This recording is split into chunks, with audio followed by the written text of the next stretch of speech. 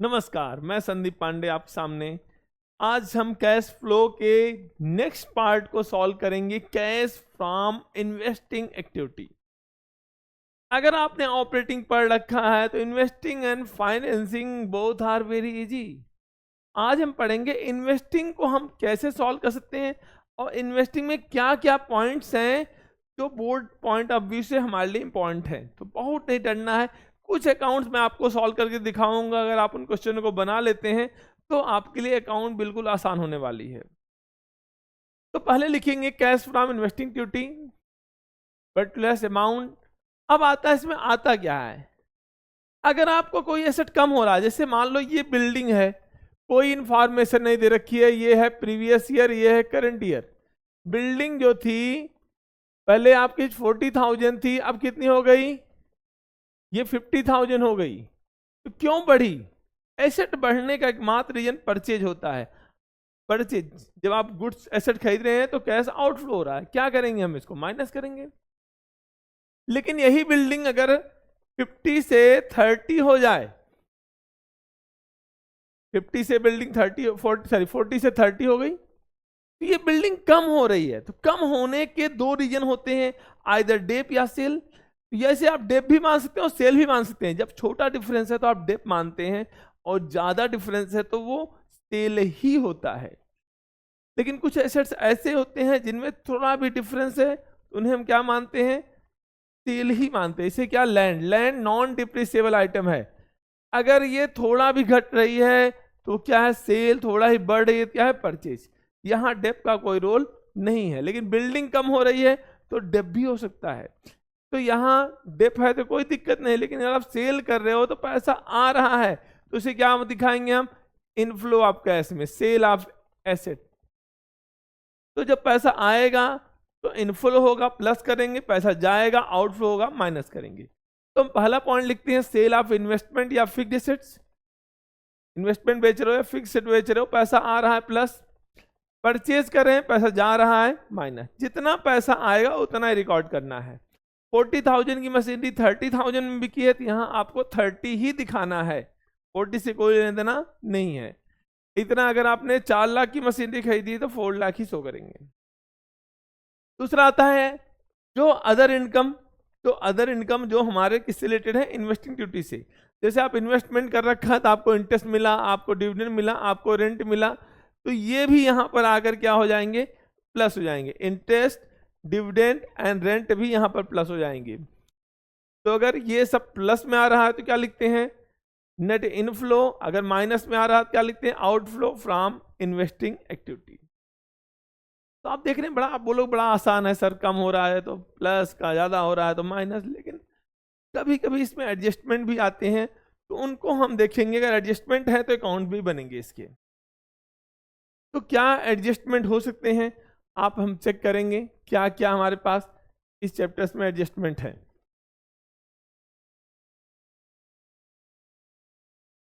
तो जैसे पहला क्वेश्चन है यहाँ पर कि हमें दे रखा है, ये आपका क्वेश्चन है और ये उसका सोल्यूशन है।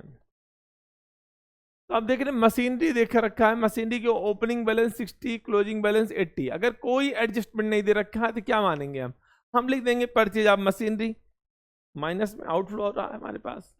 लेकिन अगर हमें एडिशनल इन्फो गिवन है कि डेप्रिसिएशन चार्ज ऑन मशीनरी 12,000, एक आपको मैसेज दे दिया, आपको अकाउंट बनाना है। अब जब ये दोनों चीजें हैं उसके साथ कोई एडजस्टमेंट हो तो अकाउंट बनता है। तो कैसे अकाउंट बनाएंगे, आप बनाएंगे मशीनरी अकाउंट, आप दिखाएंगे ओपनिंग बैलेंस। तो एसेट का ओपनिंग बैलेंस क्या होता है, डेबिट ही होता है। कितना अमाउंट है, 60,000। क्लोजिंग बैलेंस कितना है, 80,000। तो आप देखिए बीडी कितना था, 60, सीडी कितना, 80। तो अगर हम इसको थोड़ा सा देखिए, डेप हमें दे रखा है, क्या दे रखा है हमें, डेप। डेप कहाँ लिखते हैं, इस साइड लिखते हैं। कितना डेप है हमारे पास, 12,000 का। अब टोटलिंग कर लिए, यहाँ कितना अमाउंट आ गया, 92,000। यहाँ पे कितना लिखेंगे हम, 92,000। जो डिफरेंस वाली वैल्यू है वो कहाँ गई, टू बैंक। तो बैंक में कितना अमाउंट आ गया? 32,000। तो आप देखिए यहाँ पर आपको ओपनिंग बैलेंस गिवन था, क्लोजिंग बैलेंस गिवन था, डेब्ट गिवन था, आपका बैलेंसिंग फिगर आ गया ना। तो क्या है? This is purchase. ये क्या है? आपका परचेजेज है, इसे हम बोलते हैं परचेज। अब इसी तरह हम दूसरे क्वेश्चन को ध्यान देखें तो क्या लिखा है यहाँ पर मशीनरी काउंट का ओपनिंग बैलेंस कितना है? 80 और क्लोजिंग बैलेंस कितना? 130। तो ठीक है, यहाँ भी परचेज हो रहा है, लेकिन यहाँ पर एडजस्टमेंट दे रखा है ड्यूरिंग द ईयर। पहले ओपनिंग बैलेंस दे रखा है, एडजस्टमेंट दे रखा है, तो अकाउंट बनेगा, आपको मालूम होना चाहिए क्या बनेगा। अकाउंट बना लेते हैं। तो यहाँ बीडी कितना आ गया? बैलेंस बीडी कितना अमाउंट आ गया? 80,000। सीडी कितना आ गया आपका? 130 आ गया। BD 80, CD 130। तो क्या बोला? During the year. क्या एडजस्टमेंट है? ड्यूरिंग द ईयर एक मशीनरी बेच दी, उसकी कॉस्टिंग प्राइस कितनी है? 80,000। कितनी है कॉस्टिंग प्राइस? 80,000। बुक वैल्यू कितनी है? 22। बेच कितने में रहे हो? 20,000 में। हमें कॉस्टिंग प्राइस से कोई मतलब नहीं होता, हमें किससे मतलब होता है? बुक वैल्यू से। बुक वैल्यू कितनी है? 22। और आप बेच कितने में रहे हैं? 20 में। इट मींस आपको लॉस हो रहा है 2,000 का। बेच रहे हैं तो क्या लिखेंगे? By bank. कितने में बेच रहे हैं? 20,000 में। लॉस हो गया तो क्या लिखेंगे? Statement of profit and loss. कितना लॉस हो गया? 2,000 का। ये आपका लॉस आ गया। अब टोटलिंग कर देंगे, कितना अमाउंट आया? 152। यहां भी कितना लिखेंगे? 152।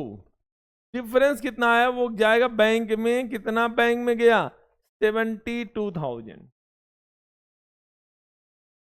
तो अगर आपने क्या किया, आपने ओपनिंग क्लोजिंग बैलेंस लिखा, मशीनरी बेच रहे हैं, बाई बैंक लिखा, लॉस हो रहा क्या लिख दिया? By statement of profit and loss, and balancing figure कहाँ गया? बैंक में। तो ये क्या था? लॉस।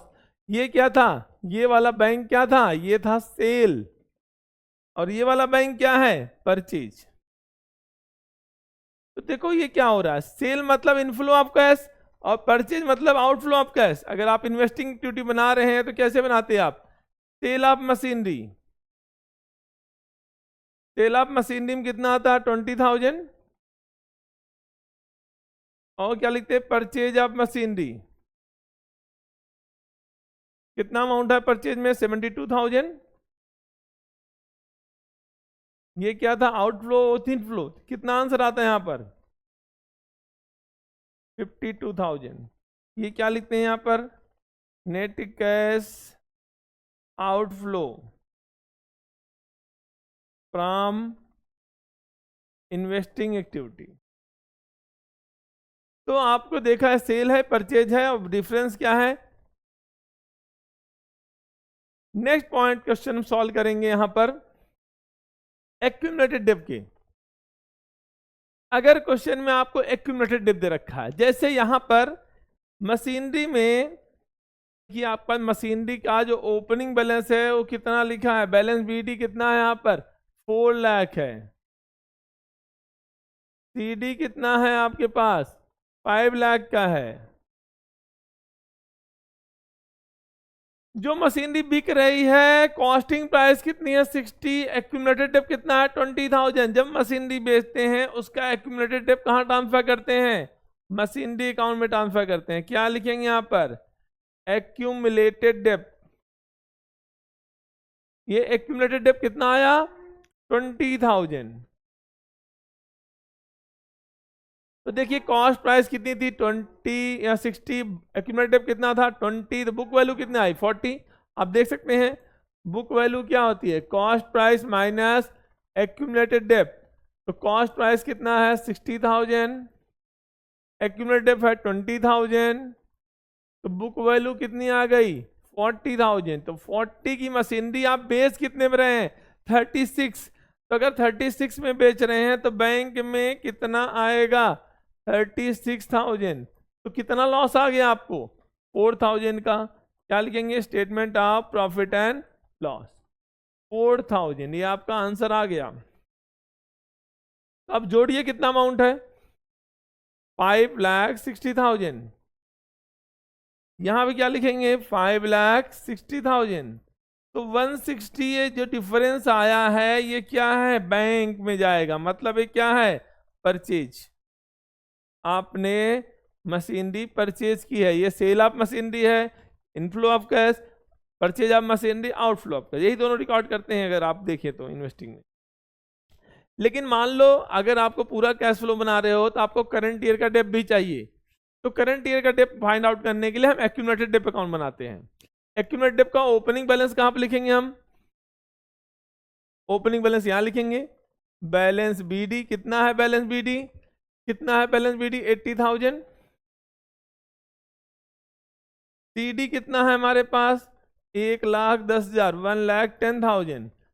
हम यहाँ क्या लिखते हैं, यहाँ पे लिखते हैं डेप, करंट ईयर का डेप, और यहाँ लिखते हैं एक्यूमुलेटेड डेप, जो कहाँ ट्रांसफर करते हैं हम, मशीनरी अकाउंट या एसेट अकाउंट में। तो आपको एक्यूमुलेटेड डेप तो मालूम था ना, कितना है एक्यूमुलेटेड डेप, 20,000। जो मशीनरी बिक रही है उसका एक्यूमुलेटेड डेप 20,000 है। कुल कितना आ गया 130। तो जो बैलेंस आया है 50,000, ये क्या है, ये करंट ईयर का डेप है। ये बीडी, ये सीडी, यहाँ पे आता है एक्यूमुलेटेड डेप जो मशीनरी बेच रहे हैं उसका, और यहाँ क्या आता है, डेप ड्यूरिंग द ईयर आता है। तो आपको एक चीज फाइंड, ये मालूम है तो ये फाइंड आउट हो जाएगा, ये मालूम है तो ये फाइंड आउट हो जाता है। अब हम इन क्वेश्चनों को आगे बढ़ाएंगे। हमें केवल बैंक में ही दिमाग रखना होता है, इसे क्वेश्चन में हम क्या क्या दिमाग में रखते हैं, बैंक। अब नेक्स्ट क्वेश्चन है, मशीनरी दे रखा है हमें 5 लाख की, एक्यूमुलेटेड है कितना 1 लाख एंड 1,10,000। बुक वैल्यू कितनी है 4 लाख 5 लाख। ये कॉस्ट प्राइस है, ये बुक वैल्यू है। हमें जब अगर एक्यूमुलेटेड डेप मेंटेन कर रहे हैं तो कॉस्ट प्राइस ही रिकॉर्ड करना होता है यहाँ पर अकाउंट में। तो अगर हम मशीनरी अकाउंट बनाते हैं, मशीनरी का ओपनिंग बैलेंस, बैलेंस बीडी कितना है 5 लाख, सीडी कितना है 6,10,000। अब एक मशीनरी थी, उसकी बुक वैल्यू कितनी है 50 एंड कॉस्ट प्राइस कितनी थी 90, एक्यूमुलेटेड डेप कितना हो गया 40,000। भाई 90 थी लेकिन अब वैल्यू कितनी रह गई 50, मतलब डेप कितना लग चुका है 40, दैट इज एक्यूमुलेटेड डेप। आपको यहाँ एक्यूमुलेटेड डेप मालूम है, एक्यूमुलेटेड डेप कितना आ गया 40,000। मशीनरी 50,000 बुक वैल्यू है, बीची कितनी है 45 में। बैंक में कितना आ गया, सेल कितना आ गया 45,000, लॉस कितना हुआ 5,000 का।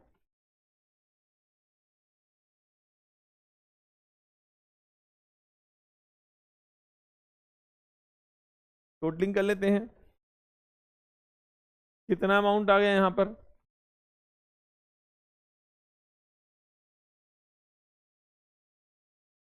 $7 लाख।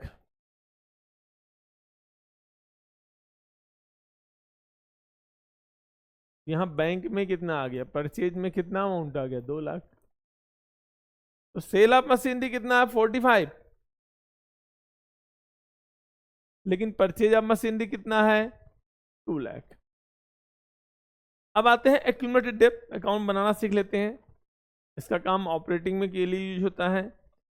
तो यहां पर बीडी कितना हमारे पास और सीडी कितना है देख लेते हैं। ओपनिंग बैलेंस कितना था क्वेश्चन में, ओपनिंग बैलेंस था इसका 1 and 110, 1 लाख और 1,10,000। यहाँ जो अमाउंट है, यहाँ जो अमाउंट है 1 लाख है, और यहाँ जो अमाउंट था 1,10,000। जब मशीनरी बेच रहे हैं उसका एक्यूमुलेटेड डेप कहाँ ट्रांसफर कर रहे हैं, मशीनरी अकाउंट में। कितना था एक्यूमुलेटेड डेप 40,000 का था, लिख दिया हमने 150 और 150। ये हमारा डेप कितना आ गया 50,000। यही वो डेप है जो आता है डायल में, मैंने आपको समझा रखा है non cash and non operating में। इन्वेस्टिंग बनाते समय केवल आपको ये वाला सेल देखना होता, ये परचेज देखना होता, और कुछ देखना नहीं होता। आई होप ये वीडियो आपके कॉन्सेप्ट क्लियर करेगा in regard dep and accumulated dep के लिए। और आपका cash from investing duty find out करने के लिए। हमारी वीडियो पसंद रहे तो आगे की वीडियो देखने के लिए हमारे चैनल को सब्सक्राइब